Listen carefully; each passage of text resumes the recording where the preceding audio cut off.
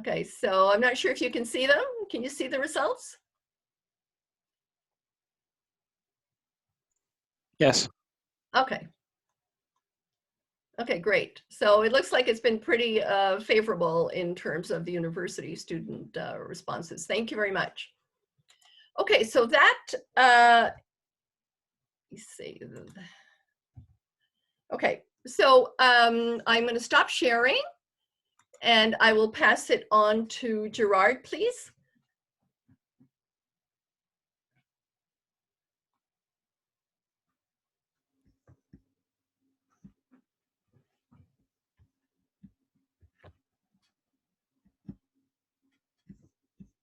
Gerrard? Oh, yeah. Okay, there you go. Thank you, Eleanor. I'm away by the look of it. Yeah, okay. Just very briefly to introduce myself. I was with federal and state governments in Australia for 37 years. My last job was mapping deforestation across the state of Queensland, which has, by area, similar deforestation levels to the Amazon. So that sort of environmental destruction can turn anyone, and it certainly did me.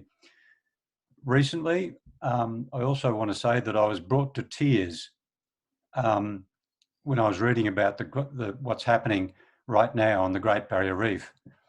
They've had their third major bleaching or dyeing event in the last 5 years, sorry.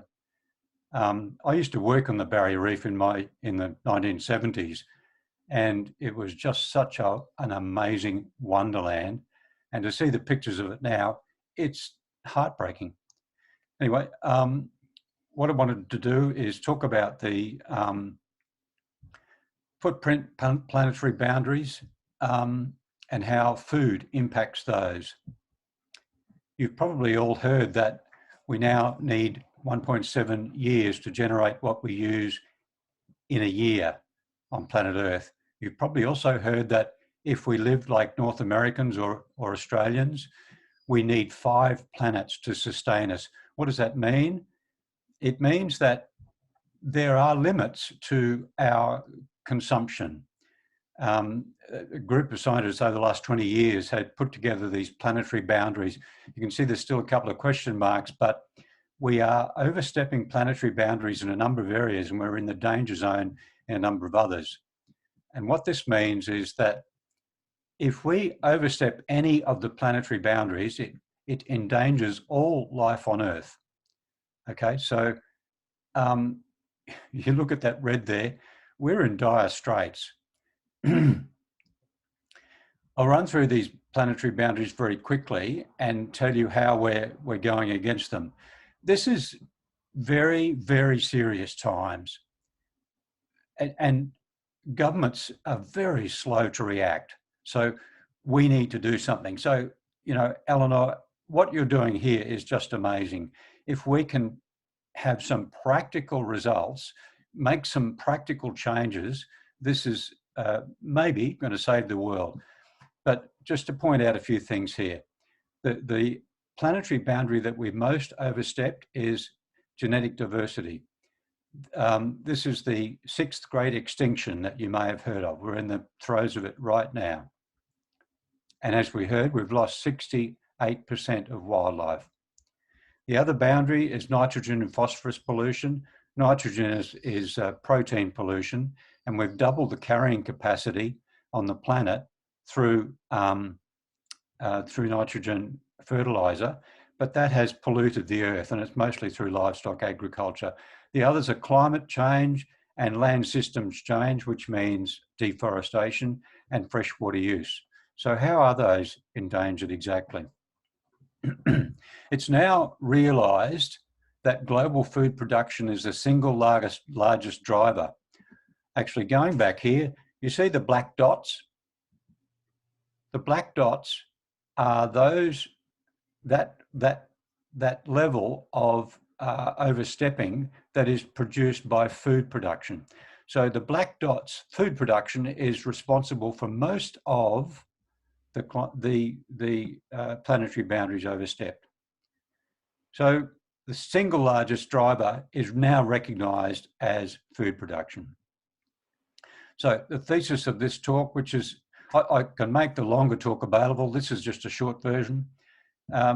Diet change is essential if we want to have a habitable planet for our kids and their kids.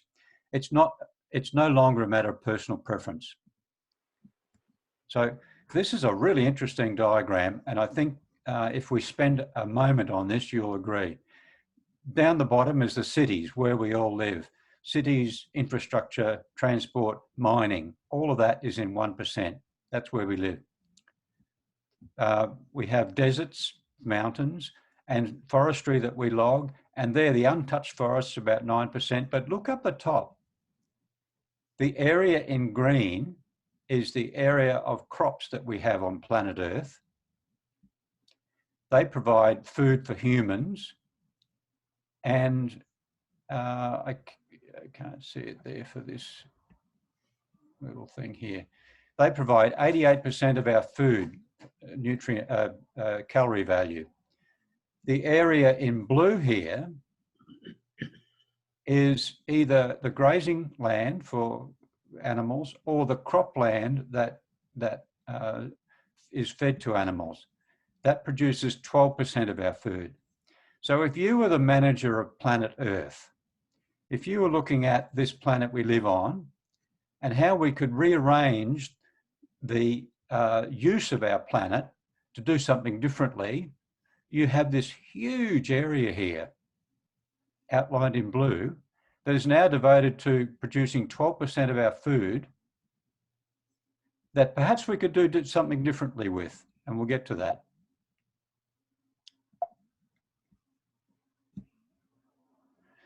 Okay, we know that the vegan diet reduces land use by 3.1 billion hectares. That's the area of Africa.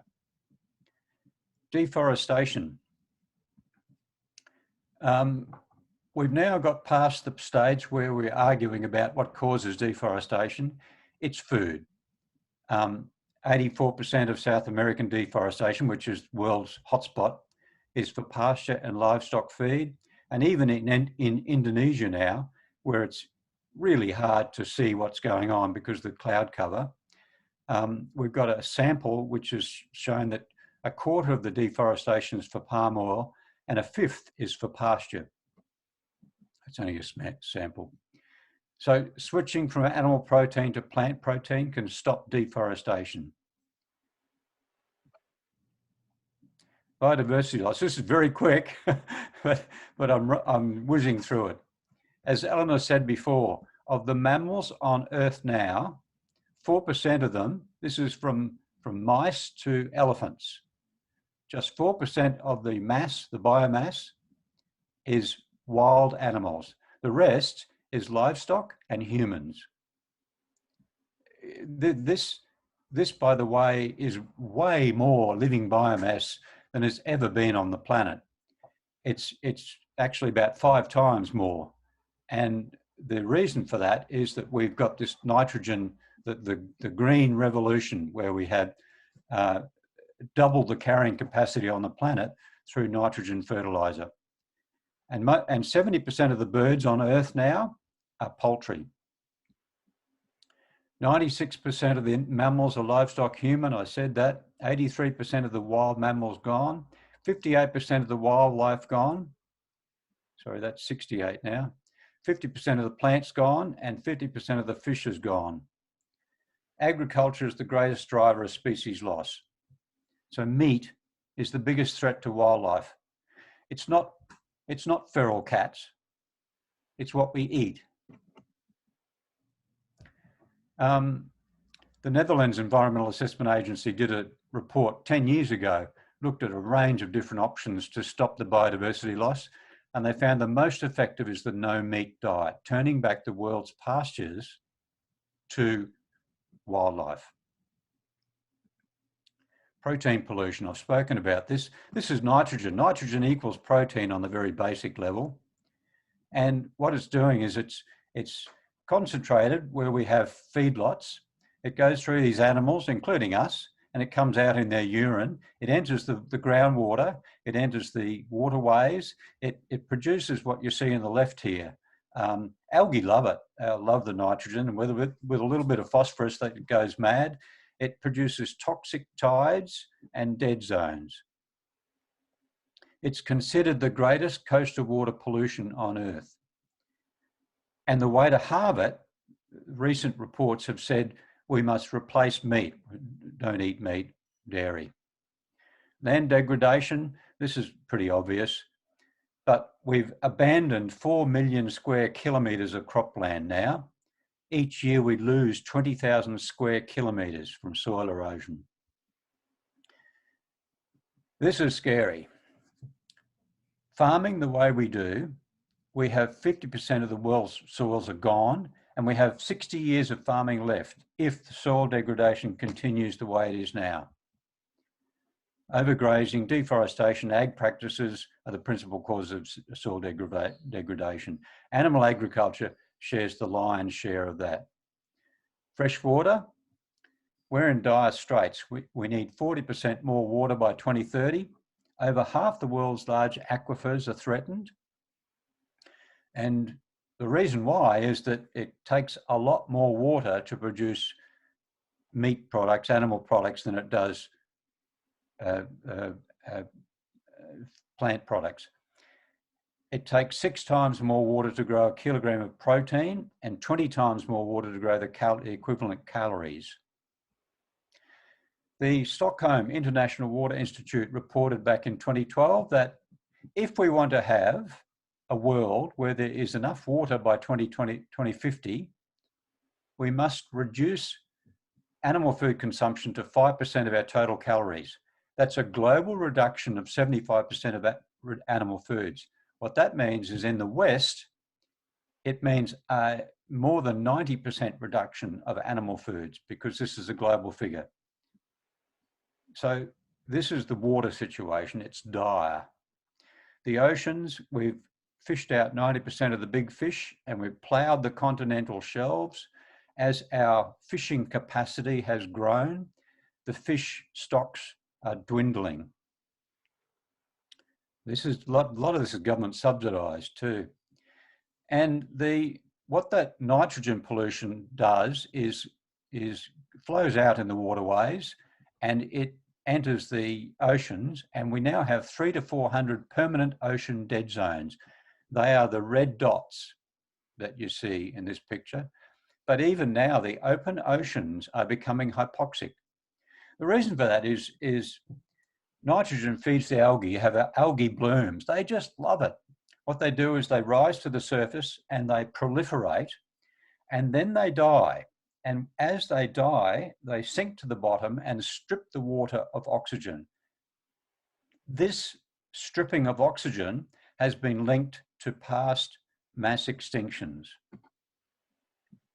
Climate, don't need to say anything here.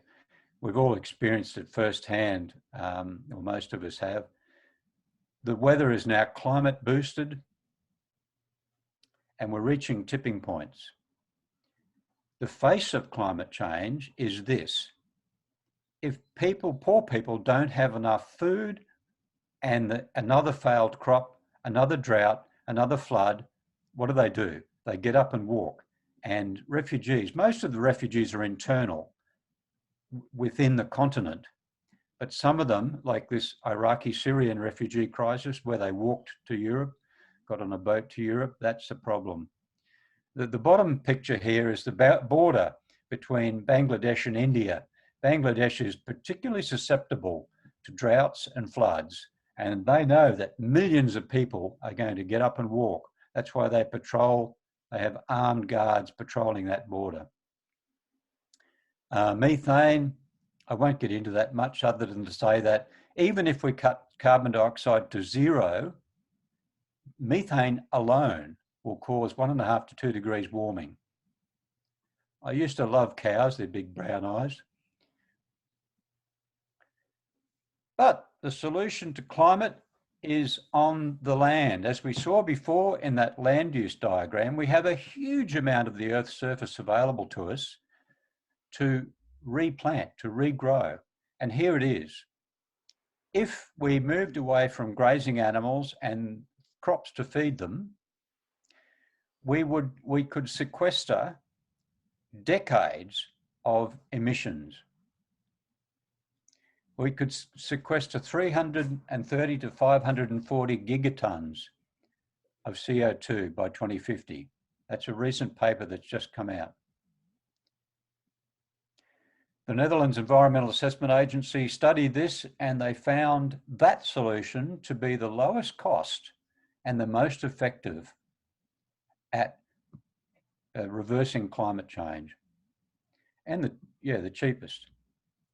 So that's the end of this talk. Okay, and now I will go back to, I hope I've done it in time. I lose track. But it's we're pretty good. We're pretty good. Thank you, Gerrard. It causes me personally a lot of anguish. I mean, I know this is happening, but every time I see it, I just feel more stressed about it. I would ask Andrea, did we have any questions that came in, or should we maybe open it up now? Yeah, we can open up now. We did not have any questions. Okay. I should say this presentation is a much longer presentation, but I can make it available to anyone who wishes. It's fully referenced, by the way. None of this, what I'm saying, is conjecture. It's all either peer-reviewed or government reports. Well, what I'm going to do, Gerrard and everyone, is I will send out all the presentations, and I do have the long version of your presentation, Gerrard, so I will include that as well. So yeah, we'll make sure that everyone has it. Thank you. I might just say, in concluding then, if we don't have any questions, that we're in dire straits. We're in really dire straits. This projection of biodiversity reaching a tipping point by 2026, that is serious. There's other talk that the Amazon, for example, may change and flip into savanna even if we lose 20% of the Amazon, and already we've lost 18%. So we're perilously close to these tipping points. It looks like we may have hit, we've definitely hit regional tipping points, but looks like we may have hit larger tipping points as well. So anything we can do, including meals in cafeterias, this is brilliant. I can't say this is, this is just so good. But we must act. If our kids want a habitable Earth, we must act on these issues. Oh, one comment did come in. I referenced something that Eleanor mentioned earlier, is defining exactly what a plant-based meal would be, so we can have accurate metrics and address our the changes accordingly. Like, for example, Oliver mentioned a muffin and a coffee. Technically, you could classify that as a vegetarian or a plant-based meal. So that's something that we definitely need to work on. Yes, perhaps I'm not the best to talk about that. No, just there's others more better qualified than me. Information for this group for the future. Yes. Were there any other questions? No, just people making comments. Okay. Comments, but no questions at this point. Okay, thank you. Thank you very much, Gerrard. Okay, so I think we'll move forward.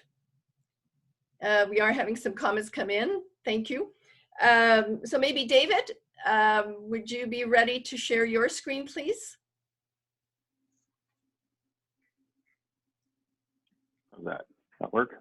Perfect. Thank you. Excellent. Hello, everyone.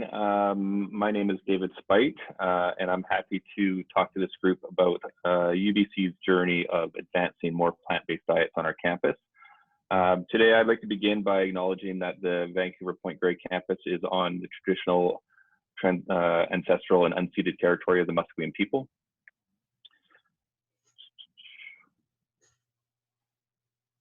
As I mentioned, my name is David Speight. I'm the Executive Chef and Culinary Director at the University of British Columbia. I am a graduate of the Culinary Institute of America. I've been with UBC for about 6 years now, and really enjoying the challenges and the opportunities that being a chef at a university setting brings. Prior to this, I was executive chef for the Vancouver Canucks for 6 years, and a long history of Vancouver restaurants prior to that. So UBC, and all these numbers are of course pre-pandemic, but I just wanted to provide context for what we do in our Vancouver campus. We are a self-operated and self-funded business model and always have been. So I think that is an important distinction and provides us with a lot of opportunities to make our own decisions in-house. We do $47 million in revenue annually, and we return a dividend back to the university to the tune of about $1 million each year. We're quite large. We have over 25 retail locations on our campus, 3 large residence dining halls, 2 full-service restaurants, 2 catering companies, and a fleet of food trucks, all within our operations. And recently, we also took over the food and beverage component of our sister campus in Kelowna and the Okanagan. So being a self-operated food service provider at post-secondary university, we believe that that comes with a certain amount of responsibility. We are one of the largest purchasers of food in the province, if not the largest. We spend about $17 million in Vancouver alone on food and beverage, and another $1.2 million in Kelowna. So we have large purchasing power.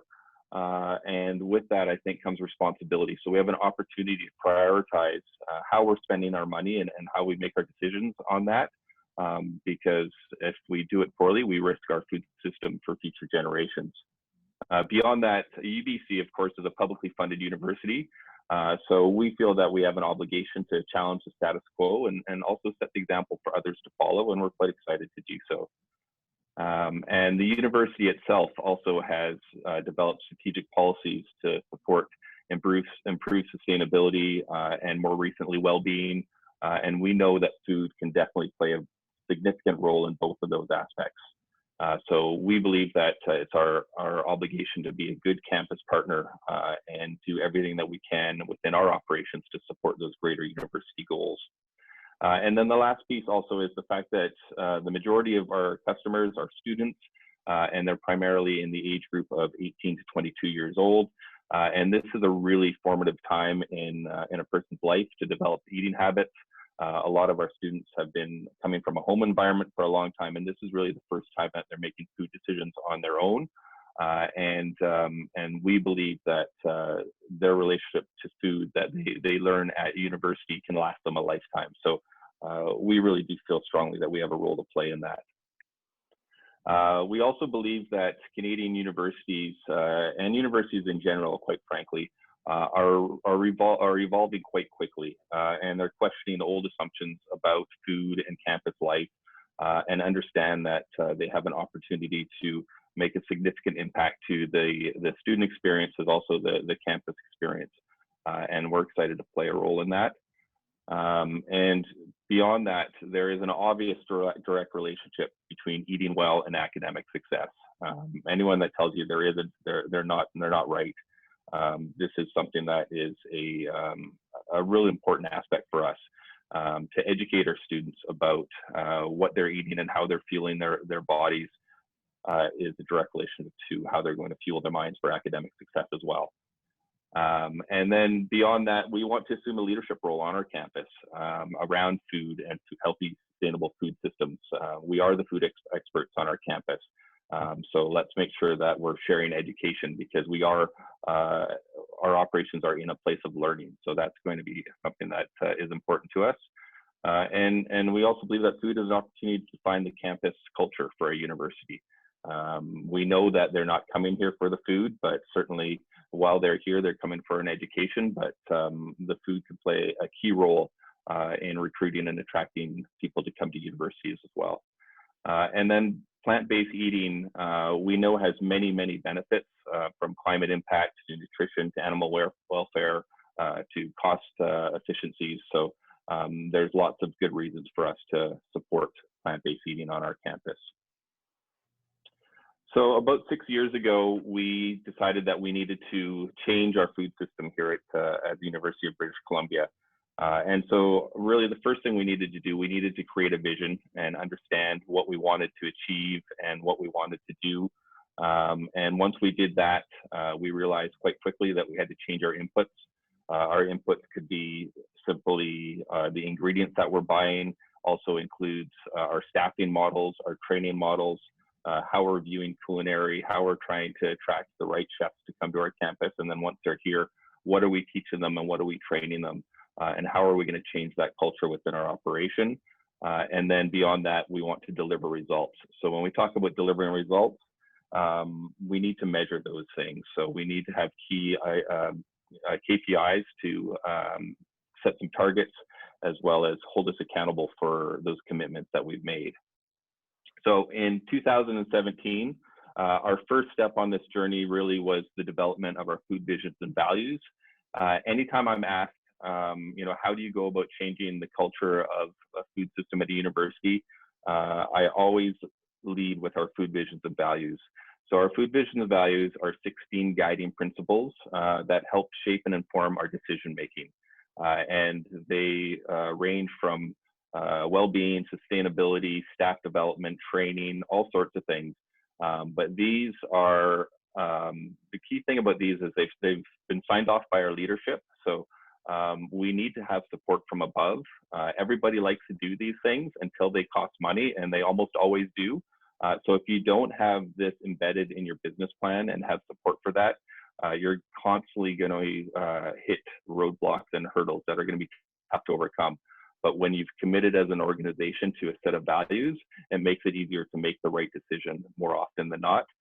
These values are also public facing, so we encourage our students to look at them, know about them, and also hold us accountable. So if we aren't doing what we say we're going to do, this is an opportunity for them to engage with us and challenge us to be better and make the right decision. So having it as a public facing document also is really, really important.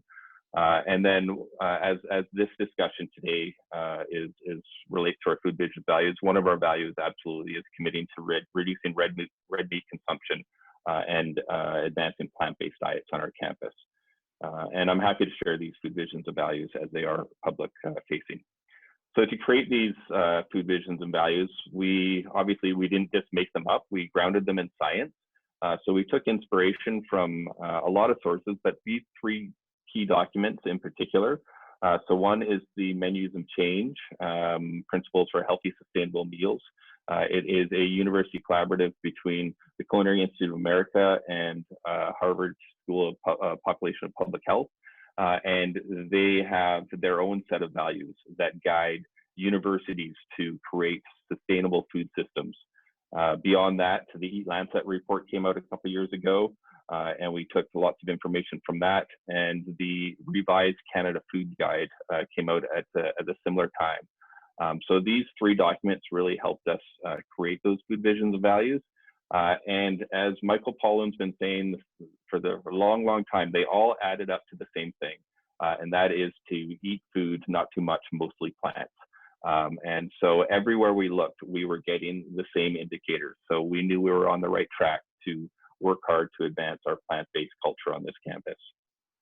So how did we do that? It wasn't easy. We're not done. We still have hurdles to overcome, and opportunities exist still. But if we look back in the 5 short years that we've been on this journey, it really is impressive to see how far we've come in a short period of time. But one of the first things we needed to do was build the culture around plant-based diets. So that really was an important step for the culinary team to take on with the support of our dietitians on staff. And again, that support from senior leadership. So one of the first things we did, we were the first Canadian university to host a forward food conference. We did that in 2017. And we invited other large institutions across British Columbia, as well as all of our chefs on the UBC campus to engage in a 2-day culinary training exclusively using plant-based products. So it was really transformative to see these chefs that historically have used animal proteins as the basis for their meals and recipes for so long to come into our operations and cook 2 days exclusively with plant-based proteins. And one of the biggest takeaways was the chefs understanding that they lost zero creativity. Their dishes were super tasty, super attractive, and they were simply made without animal products. So I thought it was a transformative time for a lot of those chefs that participated. So that was a good first step for us. Beyond that, we consistently invest in plant-based cookbooks for our chefs so that they have references and inspiration to get ideas from, as well as to build their education around plant-based dining. And then our key tool is the menu engineering. So one thing we do have control over is what we put on our menu.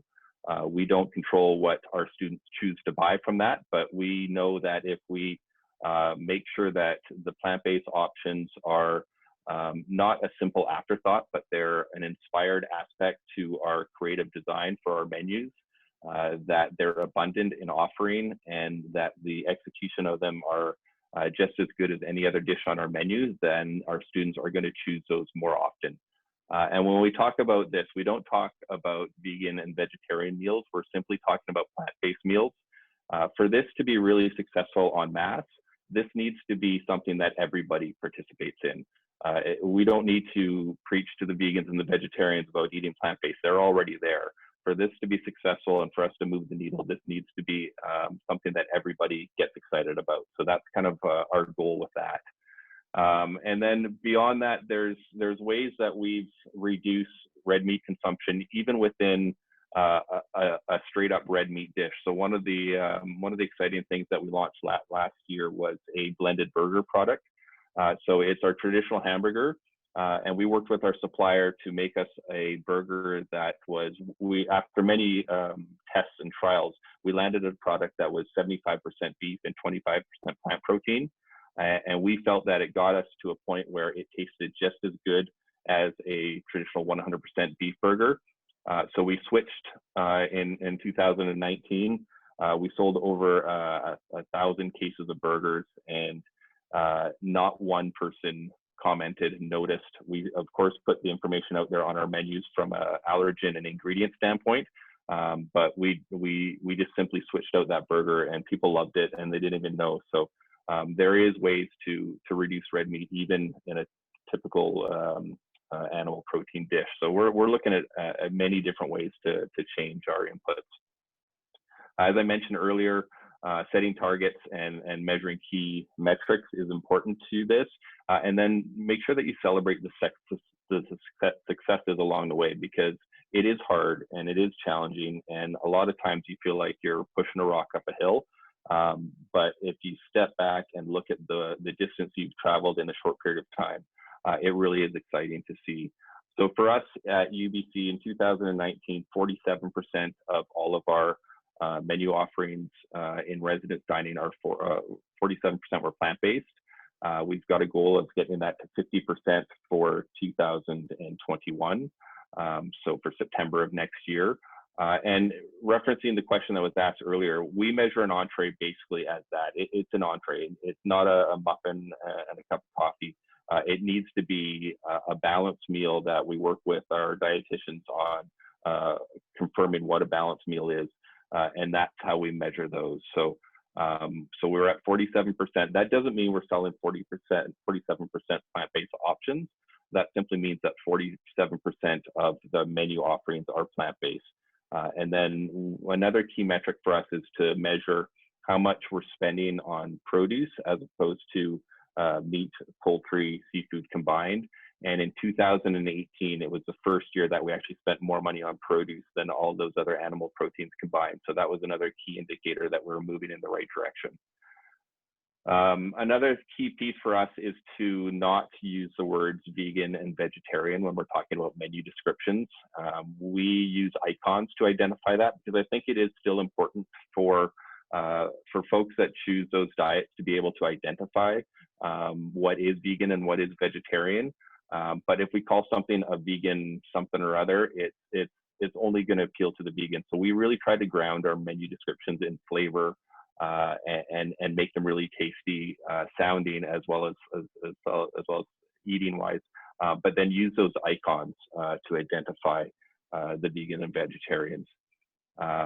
we find that we have way more success with that, and we're learning as we go. A great example is we opened a brand new dining hall in 2016, and we're really proud. We had our first ever exclusive vegetarian station within that operation. It's right in the middle of the Surbury. It's a beautiful station, and right on there we called it vegetarian station, and we learned quite quickly that we probably shouldn't have done that.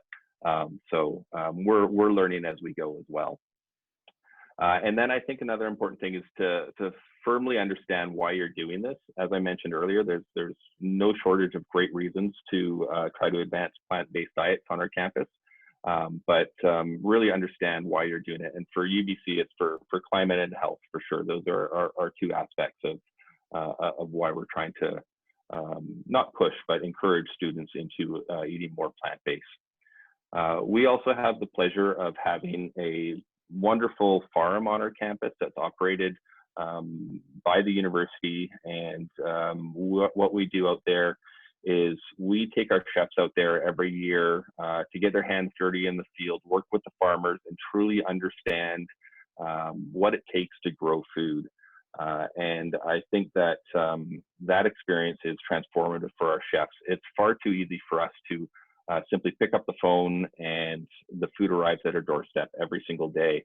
But to get out there, even for one day, and do some of that back-breaking labor that farmers do every single day to bring us food to our doorstep, really kind of inspires and also educates our chefs. So this is part of building that culture around food and plant-based foods. So some of the lessons we learned along the way, for sure, institutional change is very hard. They're called institutions for a reason. They're usually quite large and they don't turn on a dime. So this process, like I said earlier, it's not finished yet, and it's been underway for many years, but it can happen for sure. And you must believe in what you're doing, because again, it's hard. So if you get frustrated easily, you'll give up. So have a plan and really know why you're doing it. Again, having buy-in from senior leadership is a must, because there's going to be hard decisions along the way that need to be made. And again, make your commitments public, so that way it encourages you to stick to them a little bit more than say if they weren't public. Once you've made them public, you are committed to them. And then, like I said, set clear goals and then measure and track progress. And be prepared for setbacks, because there will be many along the way, there is no doubt. But also understand that anything is possible.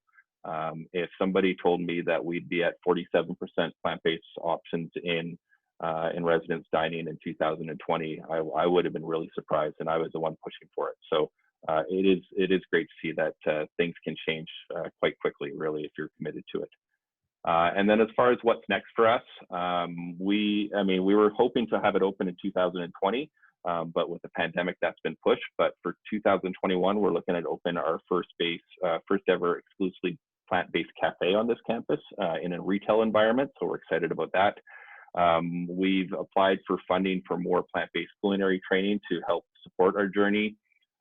We're working on a climate food labeling project with UBC Sustainability to help identify the climate impacts of menu choices that our students are making. And then we're working towards a target of 80% plant-based menu offerings by 2025. So some big goals and some big targets, but we have a plan to help us get there along the way. So that's kind of all I have for today. I'm happy to answer any questions. I'm happy to answer them today. My email address is right there. If you have some questions that you want to shoot me an email down the road, please feel free. For us, we're really excited to share these success stories and help people on their journeys. So thank you. Thank you very, very much, David. Very inspiring and very well organized. I mean, as you said, you need that plan and you need the buy-in from senior leadership to make it happen. And there are ups and downs, but obviously you've had success. And I think every success has difficulties along the way. So that should not discourage anybody from taking that route. Thank you so much. Do we have some questions? I saw, sorry, and I didn't answer anything on the chat. I'm just afraid to touch anything and lose this, but do we have any questions, Andrea, that maybe you can Yeah. ask? Yes. First of all, there was a few people offering their kudos to your what you've done over there at UBC. So congratulations. Thank you. The question about your 47% plant-based, are you talking specific, are you talking vegan or vegetarian, or is it fully vegan? And does that include the blended item? I guess they're referring to the burger that you mentioned. Yeah, great questions. So no, it doesn't include the blended burger. That's just another initiative off the side.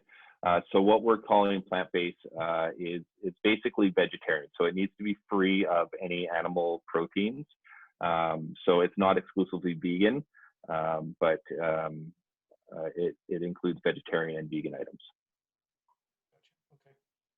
And there was some comments about a little earlier on about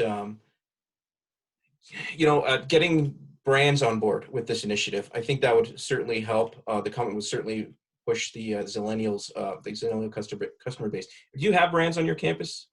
And if so, what is your reaction with them? Right. So by brands, you mean franchise partners? Yes, franchises. Sorry. Yeah. Yep. Yeah. So we do have franchise partners on our campus, and they're. The thing about franchises, they're franchises. They make their own decisions. Right. But we understand that brands and franchises want to be on our campus because, again, like I said earlier, we're catering to students 18 to 22 years old. So we are an excellent opportunity for them. So what we do is we encourage them to support initiatives that are a part of our food visions and values. Some prime examples are we've eliminated straws on our campus, I think in 2019, and Starbucks was really not keen to do that. So we challenged them to become better on that, and they have, and so they came along with us on that journey, as well as on a mug exchange program, which they weren't super keen on early on. We have a partner called Pacific Poke on our campus, and they were using farmed Atlantic salmon in their dishes. And we told them straight up, we have a commitment to ocean-wise sustainable seafood. So if they wanted to have a location on our campus, they needed to change their inputs. And so not only did they do that for the location that they have on our campus, they did that for all of their locations across their repertoire of franchises. So we can't always change their decision making, but we certainly understand that we have a good ability to influence and help them come along with us on our journey. That's great. So we had a question actually for both presenters, but Dave, if you want to start. I just lost it. Can you talk a little bit more about getting the buy-in that we talked about from leadership? How did that go, and how was that specific for you? Yeah, that wasn't the hardest part, I think. I think our leadership was looking for a change when I came on board, which was helpful. Certainly the university, at UBC anyways, UBC sustainability has been around this campus for a long, long time. And they've been challenging food services to be better and make better decisions. So I think there is a lot of interest from leadership to make some of these changes. Quite frankly, the biggest challenge was the buy-in from the 852 food service staff members and managers that we have on campus that have been doing it a certain way for so long. And this was really a significant change in approach to food service that impacted their day-to-day operations. And so a lot of them were super excited and were keen to make the changes and work with fresh food, and a lot of them weren't. So I feel like the buy-in from senior leadership was easier than the buy-in from the bulk of the staff that do the work day to day. And what about the reactions you're seeing from students, particularly when you start using alternatives like alternatives for eggs and milk and cream, that sort of thing? Yeah, they're there already for the most part, I'd say. They're pushing us in a lot of ways on some of these inputs for sure. I wouldn't say that it hasn't been without challenge. I would still call the dedicated plant-based eaters on our campus the vocal minority. There's many, many more people on our campus that feel that they need to have animal proteins as part of every single meal they eat. And so that's where our education campaign is going to be really important for us to, support why it's important to switch more to a plant-based diet. And on that point, I think we're really focused on not, ensuring that we're not shaming meat eaters, and we're not trying to, talk about what's going to be taken away from them, as opposed to talk about the great aspects of eating a plant-based diet and how tasty it can be and how great it can be for their health and for the planetary health as well. So we're trying to focus it on the good and not the negative. Okay, great. Just cognizant of time, how many more questions do we have you want to go with, Eleanor? Well, yeah, it's 5 o'clock. What I'd like to do is we'll take a copy of the chat. Any of the questions that have not been answered, I will forward them to David or Gerrard from the previous one. And then maybe we can answer those and then I can send them out to everybody. Because yes, it's a very, very interesting and very powerful presentation, David. I think your success is truly amazing, and your ability to have gotten everybody on board. And I think one area that I'm not sure with respect to the other universities is sustainability. You know, how close is sustainability with dining services? Because in theory, they should be working together, right?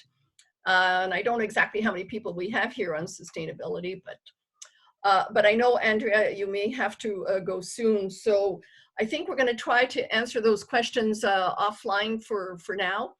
And then we'll see. We'll maybe need some type of follow-up presentation if everybody is available. So I think we'll stop with David now. Thank you so much, David. Honestly, it's very motivating and encouraging to hear that. And I hope that we can replicate it across other universities quickly. Okay, so we'll move to the next piece here. Okay, where was I now? Go back. Okay, we have actually one more poll here. How do I get to the next one? Oof. Stop. Okay. Okay, darn. How do I get to the next poll? I have 3 here. I'm not sure. Do you know, Andrea? I keep going to the first one as opposed to the next ones. How do I go to number 2? Do you know? Unless, oh, here it is. I found it. Okay, yeah, I'm ready. Okay, if you can please answer this poll again, very short, but very helpful. The more feedback we have, the faster we can move toward plant-based diets at more universities.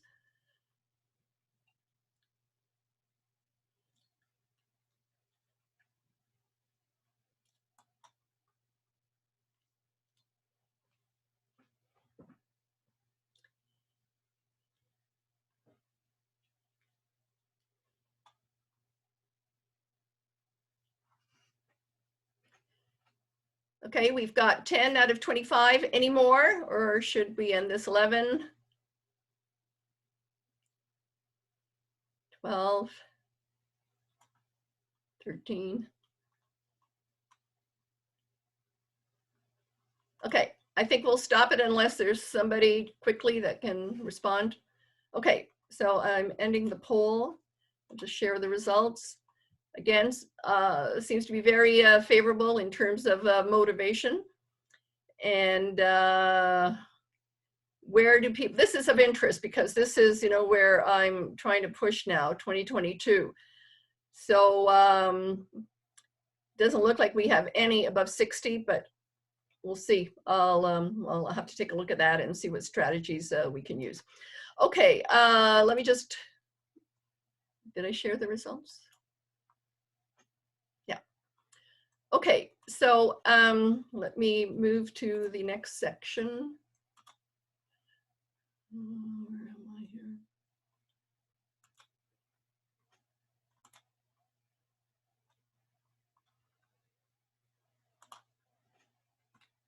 Oops, sorry.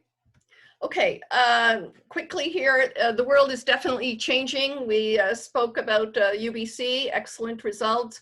We've seen other news in the headlines recently with respect to universities changing. Oxford, for example, the students voted to ban completely beef and lamb. That was last month.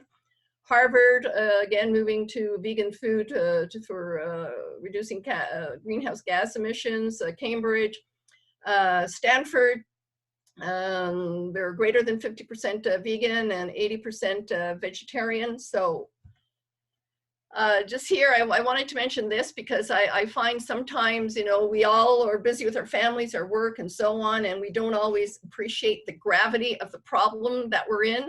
But the gravity here is huge, and the risk is also very high. If we do nothing, I mean, we've seen the presentation by Gerrard, and it's a very bleak future of humans and livestock, and pretty much desertification of the planet. So I'm asking everybody if you can talk to your fellow colleagues, your students. I mean, as universities, you can do a lot. I'm asking you to be the change makers, to adhere to the science. The science is pretty clear, and leadership by example is very important. And as David said, we need to get senior management support. I know the target is high, but the situation, I think, calls for it. We need to try to be above 60% by the end of 2022. So Default Veg, some of you know them, some of you don't, but Ilana is offering a session on Default Veg. It's institutional training. And what it does is it makes plant-based food the default and gives people the choice to opt in for meals with animal products. So I need to know roughly if there's sufficient interest for this, and I hate to give you another poll, but it's going to be important in order to decide what we're going to do.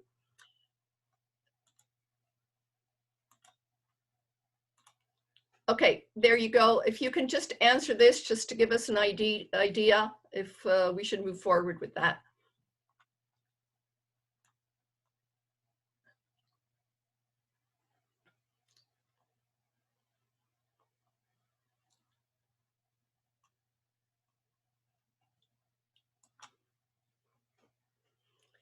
Okay, we've only got a few. If you can please see which ones are applicable for you.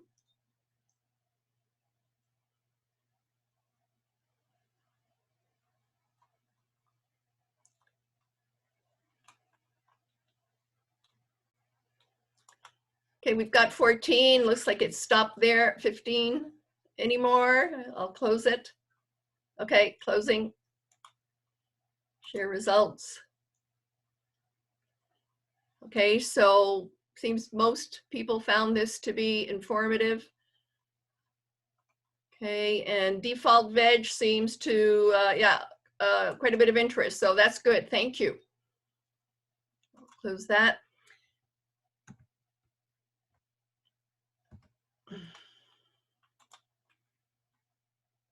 Okay, and we're hoping to have the next steering committee probably either in February or March. And again, based on some of the comments, I'll see what format most people would be interested in. I think both presentations today were useful in terms of accelerating the movement forward. So we'll see. And my acknowledgements to Gerrard and David for excellent presentations. Andrea for helping me out with the chat, and also Soren. And to all our participants, really, we need to work together. I can't stress the importance of this. I will be following up, as I said, with my emails to your senior management and to yourselves, but we cannot be complacent. Complacency will kill us and will kill the planet. So thank you very much. And hope to see you either next month and the month after. Thank you. Thank you. Thank you.